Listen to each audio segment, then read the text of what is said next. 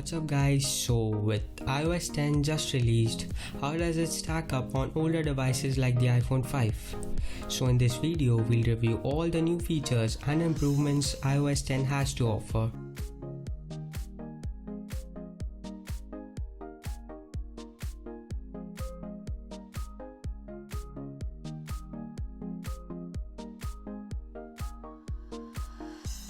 So let's quickly do a boot test. iPhone 5 takes roughly 41 seconds to boot up on iOS 10. You can see that the lock screen now has a bit bolder text. So if you swipe in from the right, you get into the camera, and if you swipe in from the left, you get into the section that holds up your widgets. Now the last thing with the lock screen is that there is no slide to unlock. Instead you have to press the home button to unlock it. Messages has received a huge update in iOS 10. It has transformed from an easy app which sends text messages or iMessages to a full-fledged and fully featured messaging app. It has a new bubble animation, and if you hold the send button, you can choose from slam, loud, gentle and invisible ink. And this hides the message until you wipe in the message bubble. There are also full screen effects that take over the app. Digital touch from the Apple Watch has also been added, so you can now draw, tap, send hearts and lips. Lastly, there are stickers, and man, the list goes on and on for the Messages app. Now after ages, Siri finally supports third-party apps, and now she has her own dedicated panel. Previously it was all hidden up deep inside the settings. The Photos app gets new features as well, such as memories, which allows you to create montages, and there are also search enhancements. You can even edit raw photos just like you edit them on your computer on iOS 10. The Maps app has changed quite a bit as far as look and feel goes. Now Maps also has integration with third-party apps. With iOS 10, you can also see where your car is parked right from the app itself. The Music app itself has been completely overhauled.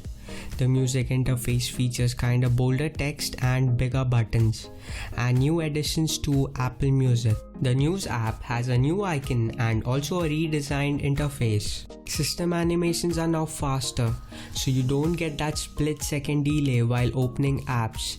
This makes the user experience feel a lot snappier than iOS 9, and also folders look different on iOS 10.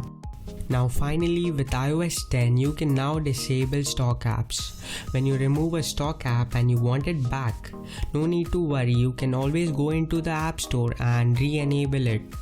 If you are running macOS Sierra on your Mac, you'll now have access to your desktop and documents which are on your Mac via iCloud Drive. In the Notes app, there's a new button in the upper right corner. This allows you to add people and collaborate notes with them. Now if you have an Apple Watch, you are gonna love the new updates to the Watch app. You can even go in and build your own watch face on the phone itself.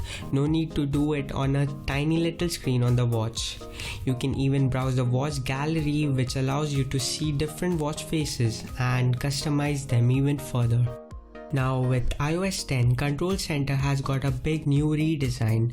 You can see that there's a new splash of colors on the toggles. The button placement is a bit better, but this is not all. If you swipe over, you can see that there's a new page which is fully dedicated to music. Swipe left for widgets on the home screen. Yes, they are no longer only in the notification center, but also on a separate page as well. You can also add new widgets if you click on the edit button. There are some new ones in there, so exciting stuff if you are a fan of widgets. Notification Center also has a complete new redesign. If you swipe over on the left, you get full access to your widgets. Let's say you are in an app and you want to quickly see what's the weather like or call someone. Just pull down the Notification Center and swipe left. As simple as that. You can also perform spotlight search from the Notification Center itself. The clock app has got a bit more love in iOS 10. Yes, now it has a dark theme, which kinda makes sense as you look at the clock app mostly at the night times. You even get a new stopwatch face on the stopwatch. But the biggest feature in iOS 10's new clock app is bedtime, which can actually integrate with health app to give you sleep statistics. With iOS 10, there's even a new dedicated home app which lets you control your compatible home appliances. Of course, you can set up your rooms, your different accessories, and you can even use your Apple TV for automation. Even the health app has gone through a complete new redesign. You can now share your activity data from your workouts with your friends too. As far as Safari's performance goes, the web page load times and scrolling is fairly acceptable. The camera app opening speed is also quite quick. As far as CPU benchmarks go, Geekbench 3 on iPhone 5 running iOS 10 gave a score of 701 on single core side and 1265 on multi-core side. High graphical games like CSR Racing 2 runs smoothly without any major frame drops. As far as overall speed and performance goes, iOS 10 runs quite good on the iPhone 5. With an addition of so many new features, the battery life is not that bad as well. So guys, thank you for watching this video. Let us know how do you feel about iOS 10 in the comments below. And if you're new to this channel, definitely consider subscribing.